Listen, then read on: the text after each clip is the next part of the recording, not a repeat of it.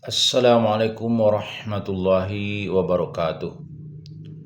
Alhamdulillahirabbil alamin. Alladzi nahmaduhu wa nasta'inuhu wa nastaghfiruh. Wa na'udzubillahi min syururi anfusina wa min sayyiati a'malina. May yahdihillahu fala mudhillalah wa may yudlil falan tajida lahu waliyyan mursyida. Asyhadu an la ilaha illallah wa asyhadu anna Muhammadan abduhu wa rasuluhu la nabiyya ba'd. Allahumma fassalli sallim ala hadzal nabiyil karim wa ala alihi wa ashabihi ajmain.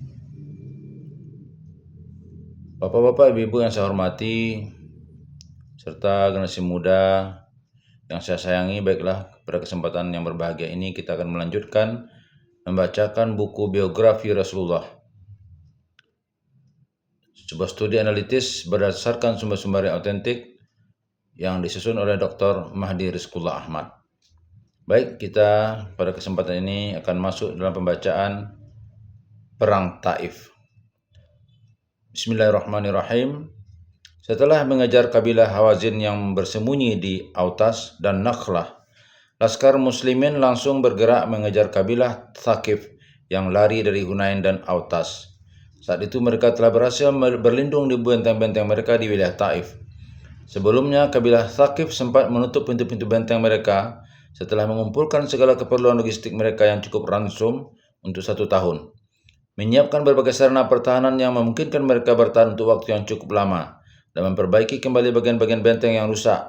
Mereka juga mengirim Urwah bin Mas'ud dan Ghailan bin Salamah ke Jurasi untuk mempelajari cara pembuatan dababat, meriam batu, dan dubur. Karena itulah kedua orang ini tidak ikut serta dalam perang Hunain bersama kaum mereka. Pasukan muslimin sampai di benteng-benteng Taif pada minggu-minggu terakhir bulan Syawal. Sebagaimana disimpulkan dari fakta-fakta peristiwa tersebut, lalu mereka mengepung benteng-benteng musuh, namun kemudian mereka harus mundur dan menjauh ke arah bukit-bukit setelah tembakan panah-panah musuh sempat menyebabkan gugurnya 12 orang pahlawan muslimin dan cederanya sejumlah prajurit muslim. Pasukan muslimin bermarkas di bukit-bukit tersebut dan membangun sebuah masjid di situ. Sekarang masjid itu dikenal dengan nama Masjid Abdullah bin Abbas. Posisi Taif ketika itu berada di sebelah barat daya masjid. Dikisahkan pertempuran saat itu hanya berupa tembak-menembak dari jarak jauh.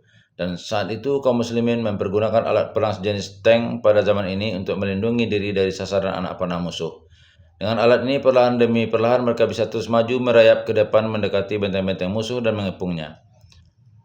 Demi menyaksikan hal ini, kabilah Thaqif menghujani mereka dengan biji-biji besi panas hingga membakar dababah yang mereka kendarai. Walhasil, para pengendara tank itu pun berhamburan keluar dan kemudian menjadi sasaran empuk panah-panah musuh.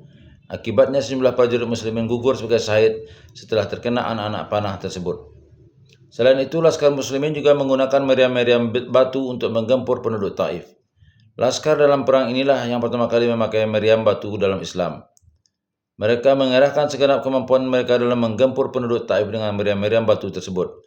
Apalagi Rasulullah SAW telah menjanjikan satu tingkat surga kepada mereka, yaitu ketika beliau bersabda, satu tembakan yang mengenai sasaran, maka baginya satu tingkatan surga.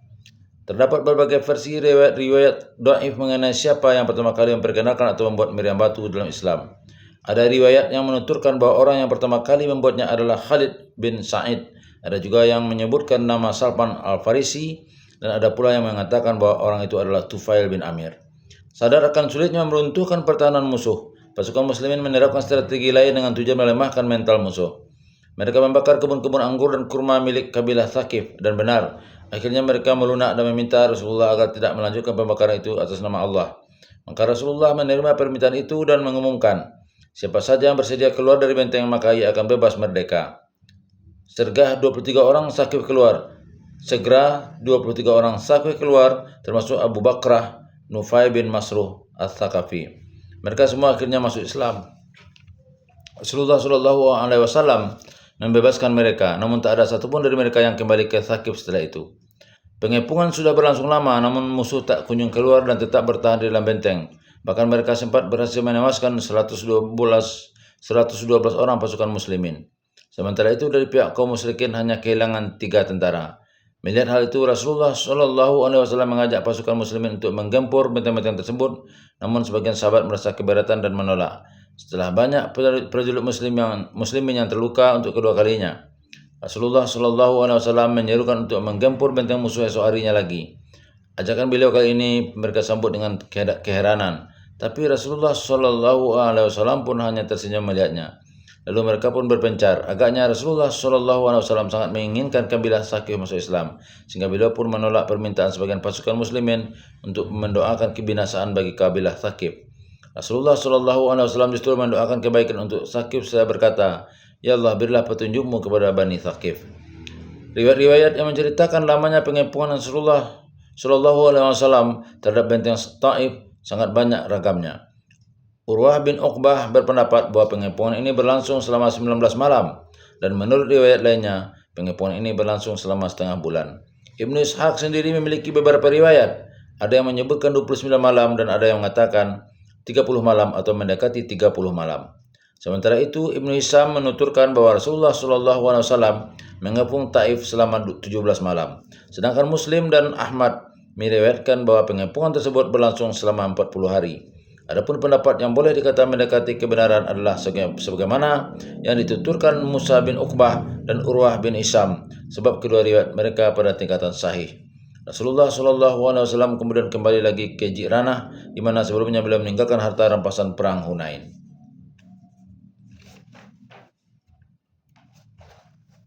Sebelum bergerak untuk mengepung Taif, sampainya di Ji'ranah, Rasulullah SAW tidak membagi-bagikan harta rampasan perang ini, kecuali sebagian perak saja. Rasulullah SAW menunda pembagian harta rampasan perang dengan harapan agar kabilah Hawazin datang menemui beliau dan menyatakan diri masuk Islam. Rasulullah SAW kemudian membagikan harta rampasan perang itu kepada kaum Muhajirin dan At-Tulaqa. Beliau tidak memberi sesuatu pun kepada kaum Ansar. Setelah itu Rasulullah SAW memberikan masing-masing 100 ekor unta kepada Uyainah bin Hisn, pemuka Ghatafan, Aqra bin Habis, pemuka kabilah Tamim, Alqamah bin Ulasah, dan Abbas bin Umayyah, pemuka Quraisy. Menurut riwayat Ibnu Ishaq, ada 12 orang yang masing-masing menerima 100 ekor unta. 6 orang diantaranya disebutkan namanya oleh Bukhari dan Muslim. Sedangkan 6 yang lain menurut Bukhari dan Muslim dan kemudian dinukil oleh Ibnu Ishaq adalah Muawiyah bin Abi Sufyan, Haris bin Harith, Malik bin Auf, Ala bin Jariyah, Haris bin Hisam, dan Huwaitib bin Abdul Uzza. Dari riwayat Bukhari ini, Ibnu Ishaq tidak menyebutkan nama Alqamah bin Ulasah dan Abbas bin Mirdas. Selain itu, ia juga menyebutkan nama 5 orang yang memperoleh kurang dari 100 unta. Sementara itu, Ibnu Hisham telah menyebutkan nama-nama dari 29 orang mu'alaf yang menerima harta rampasan perang Hunain. Namun ia tidak menyebutkan secara pasti jumlah unta yang diterima oleh masing-masing mu'alaf. Ada juga yang menghitung jumlah orang mu'alaf itu adalah 57 orang. Sikap Rasulullah SAW terhadap kaum mu'alaf ini mengandung satu kebijakan dan tujuan. Hikmah inilah yang kemudian dijelaskan oleh Rasulullah SAW kepada kaum Ansar, yakni ketika mereka merasa kecewa dalam pembagian itu, dikarenakan beliau mengecualikan mereka dan jatah harta rampasan perang. Arkian salah satu ungkapan kekecewaan mereka yang terdengar oleh Rasulullah SAW adalah perkataan salah seorang mereka berikut, jika ada kesulitan kita dipanggil, tapi harta rampasan itu malah dibagikan kepada orang di luar kita. Ada juga yang mengumpat, semoga Allah mengampuni Rasulnya. Ia memberi harta kepada orang Quraisy dan mengabaikan kita, padahal pedang-pedang kita berlumuran dengan darah mereka. Mendengar kasak-kusuk kekecewaan itu, Rasulullah SAW pun mengumpulkan mereka dan kemudian bersabda, tidakkah kalian rela orang-orang pergi bersama kenikmatan dunia, sedangkan kalian membawa Rasulullah SAW ke rumah-rumah kalian? Orang-orang Ansar menjawab, wahai Rasulullah, kami rela. Rasulullah SAW bersabda, sesungguhnya bila kelompok lain mengambil sebuah lembah dan kaum Ansar mengambil lembah lain, niscaya aku akan memilih mengambil lembah lain bersama kaum Ansar. Dalam sebuah riwayat disebutkan bahwa Rasulullah SAW bersabda, tidakkah kalian ridho orang-orang itu pulang dengan domba dan unta, sedangkan kalian pulang membawa Rasulullah SAW dengan kendaraan-kendaraan kalian? Kaum Ansar adalah baju utama, sedangkan orang-orang lainnya adalah baju tambahan atau dithar. Kalaulah bukan karena hijrah, niscaya aku adalah salah seorang dari Ansar. Beliau juga bersabda, sesungguhnya aku memberikan kepada satu kaum yang aku merasa takut dengan kelemahan serta kebimbangan iman mereka, dan aku serahkan bangsa-bangsa kepada kebaikan dan kecukupannya dijadikan Allah dalam kalbu-kalbu mereka. Di antara mereka yang dimaksud oleh Rasulullah Shallallahu Alaihi Wasallam itu adalah Amir bin Taghallub. Maka Amir berkata, alangkah bahagianya aku bila dengan kalimat Rasulullah Shallallahu Alaihi Wasallam itu aku mendapatkan kekayaan. Rasulullah Shallallahu Alaihi Wasallam pun melanjutkan, sesungguhnya aku benar-benar akan memberi kepada orang-orang yang baru keluar dari kekafiran mereka. Dalam satu riwayat, sesungguhnya bangsa Quraisy baru keluar dari masa jahilah dan musibah. Sesungguhnya aku ingin merangkul mereka dan menyatukan hati mereka. Rasulullah Shallallahu Alaihi Wasallam juga bersabda, hai sekalian orang Ansar, kalian telah memandang kenikmatan sementara dalam harta yang dengannya satu kaum bisa dipersatukan untuk masuk Islam. Padahal aku sudah tidak meragukan lagi keislaman kalian. Ya Allah, limpahkanlah rahmat-Mu kepada kaum Ansar beserta anak cucu mereka. Beliau juga bersabda, aku benar-benar akan memberi seseorang, meskipun ada orang lain yang lebih aku sukai karena aku takut ia akan berjalan masuk ke dalam neraka. Setelah mendengar apa yang disabdakan Rasulullah Shallallahu Alaihi Wasallam itu, orang-orang Ansar baru memahami hikmah dari pembagian harta rampasan perang tersebut kepada bukan selain mereka. Lalu mereka menangis hingga jenggot-jenggot mereka basah penuh air mata. Mereka mengatakan, kami rela dengan Rasulullah dalam pembagian dan jatah itu. Hikmah nyata dari pembagian tersebut terlihat tatkala orang-orang mu'alaf tersebut menjadi semakin mencintai Islam dan menjadi pemeluknya yang baik. Bahkan mereka banyak yang ikut menanjurkan diri ke dalam perjuangan membela Islam. Memang ada beberapa orang yang hatinya tidak tersentuh sedikit pun dengan pemberian itu, yaitu seperti Uyainah bin Hasan al-Fazari dan Aqra bin Habis. Tentang sikap kedua orang ini, Malik bin Anas menguraikan, jika seseorang masuk Islam hanya menghendaki kenikmatan dunia, maka ia tidak masuk Islam hingga Islam menjadi agama yang lebih ia cintai dari dunia beserta isinya. Safwan bin Umayyah memaparkan perubahan yang terjadi sebagai hasil dari sikap mulia Rasulullah Shallallahu Alaihi Wasallam. Ia mengatakan, demi Allah, Rasulullah Shallallahu Alaihi Wasallam telah memberikan segala sesuatu yang aku minta. Padahal sebelum itu beliau adalah orang yang paling aku benci, namun beliau masih terus saja memberiku hingga ia menjadi orang yang paling aku cintai. Demikian pula dengan Hakim bin Hizam. Arkian setiap kali diberi sesuatu oleh Rasulullah Shallallahu Alaihi Wasallam, ia selalu minta lebih. Akhirnya Rasulullah Shallallahu Alaihi Wasallam menasihatinya, wahai Hakim, sungguhnya harta itu manis sekejap. Barang siapa mengambilnya dengan lapang dada, maka ia akan diberkahi dengan harta itu. Dan barang siapa mengambilnya dengan serakah, maka ia tidak diberkahi dalam harta itu. Orang yang menerima harta itu seperti orang yang makan dan tidak merasa kenyang. Tangan di atas lebih baik daripada tangan di bawah. Sejak itu Hakim pun tidak pernah lagi mengambil bagian harta pemberian untuknya dari Baitul Mal hingga wafat. Manakala hikmah pembagian harta tersebut belum bisa diterima oleh orang-orang pedalaman yang notabene berwatak keras, seorang dari mereka berkata kepada Rasulullah Shallallahu Alaihi Wasallam, hai Muhammad, engkau sungguh tidak adil. Rasulullah Shallallahu Alaihi Wasallam menjawab, celaka kamu. Kalau aku sampai tidak adil, maka siapa lagi yang adil? Sungguh engkau akan menyesal dan merugi jika aku tidak berlaku adil. Mendengar hal itu Umar memohon izin kepada Rasulullah Shallallahu Alaihi Wasallam untuk memenggal leher orang Badui itu. Namun Rasulullah Shallallahu Alaihi Wasallam bersabda, aku berlindung kepada Allah agar orang-orang tidak mengatakan diriku telah membunuh sahabat-sahabatku sendiri. Sah dan suasana pembagian pun semakin ramai dan ricuh. Sebagian dari mereka tak sabar lagi menunggu giliran dan terus mendesak untuk membagikan harta rampasan itu secepatnya dan kemudian saling berebut. Bahkan sampai-sampai ada yang mengambil jubah Rasulullah Shallallahu Alaihi Wasallam yang beliau gantungan di sebuah cabang pohon. Maka beliau bersabda, kembalikan jubahku itu, saudara-saudara sekalian. Ketahuilah demi Allah, seandainya ada kenikmatan sebanyak pohon-pohon di Tihamah, pasti akan kubagikan kepada kalian, dan kalian akan mendapatkan aku bukan sebagai seorang yang bakhil, pengecut, dan pendusta. Kemudian ada salah seorang yang menarik jubah beliau dengan kasar hingga meninggalkan bekas di pundak beliau dikarenakan dinginnya udara pada hari itu. Orang itu menarik sambil berkata, berilah aku harta Allah yang ada padamu. Rasulullah Shallallahu Alaihi Wasallam menoleh kepada orang itu dan tersenyum. Kemudian beliau memberinya bagian. Sikap orang-orang Arab pedalaman tersebut membuktikan bahwa sebenarnya mereka ikut pergi berperang hanya karena ingin mendapat harta rampasan perang. Sedangkan sikap Rasulullah Shallallahu Alaihi Wasallam terhadap mereka, kelakuan dan tindakan mereka menunjukkan kesabaran dan kebijaksanaan Rasulullah Shallallahu Alaihi Wasallam dalam mendidik orang-orang pedalaman seperti mereka. Setelah Rasulullah Shallallahu Alaihi Wasallam selesai membagi-bagikan harta rampasan perang, datanglah utusan dari kabilah Hawazin untuk menyatakan keislaman mereka. Utusan ini juga meminta kepada Rasulullah Shallallahu Alaihi Wasallam untuk mengembalikan harta dan tawanan kepada mereka.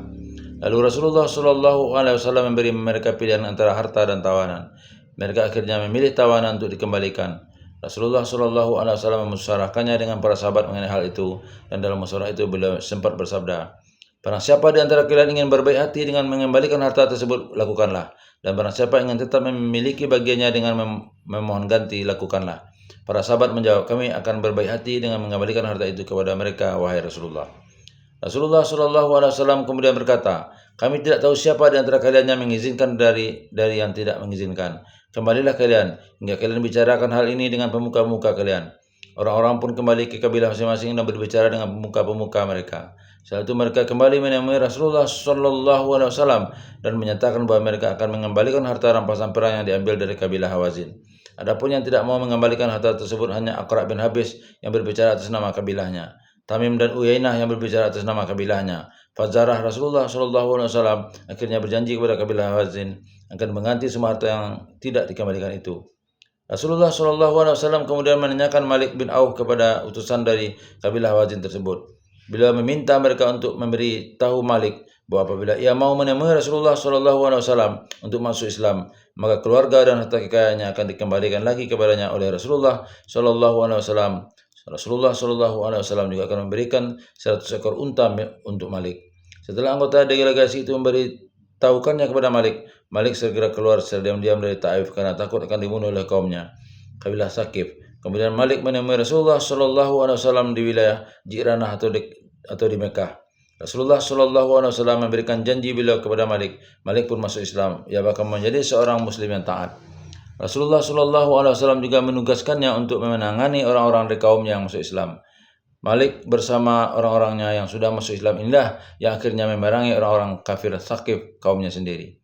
Sebagian besar pemuka kabilah Thaqif condong hatinya kepada Islam. Salah satunya adalah Urwah bin Mas'ud As-Saqafi. Ia menemui Rasulullah yang sedang dalam perjalanan menuju ke Madinah setelah menunaikan ibadah umrah. Urwah menyatakan dirinya masuk Islam, kemudian ia pulang kembali ke tengah-tengah kaumnya untuk mengajak mereka kepada Islam.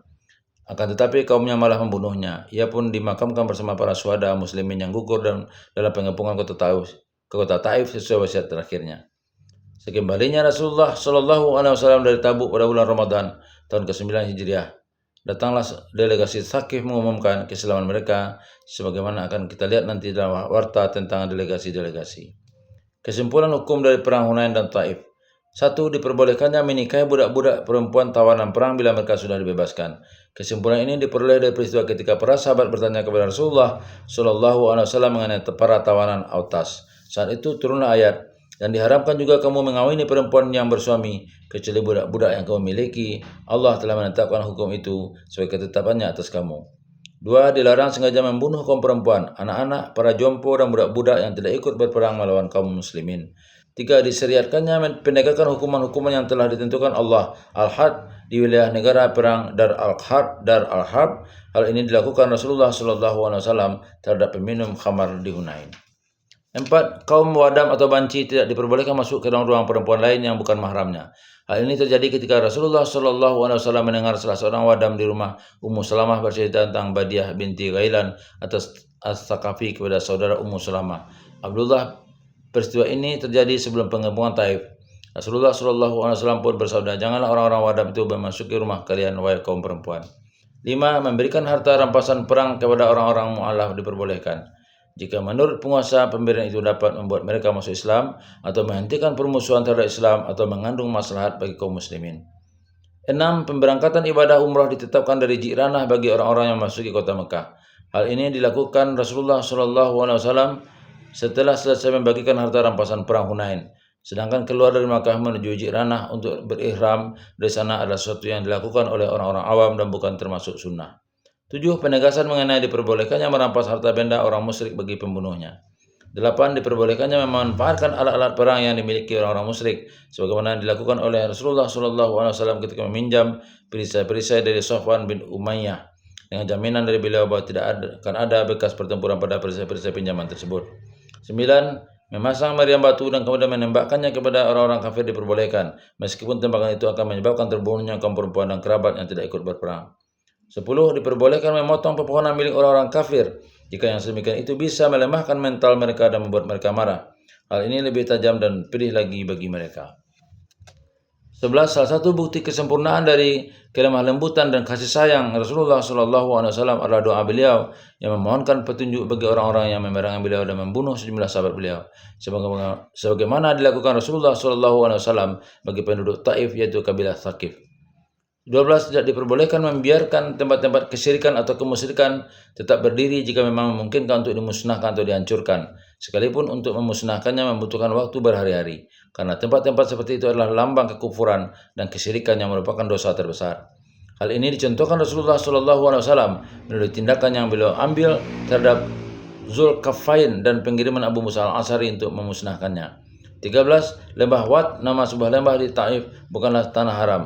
Hadis-hadis yang menyebutkan bahwa lembah itu termasuk dalam wilayah tanah haram adalah dhaif. Baik, untuk sementara itu yang dapat kita bacakan. Mudah-mudahan ada manfaatnya. InsyaAllah kita akan melanjutkan pembacaan kita nanti dengan judul berbagai ekspedisi militer dan peristiwa di antara perang Taif dan Tabuk. Bila taufiq wal hidayah. Assalamualaikum warahmatullahi wabarakatuh.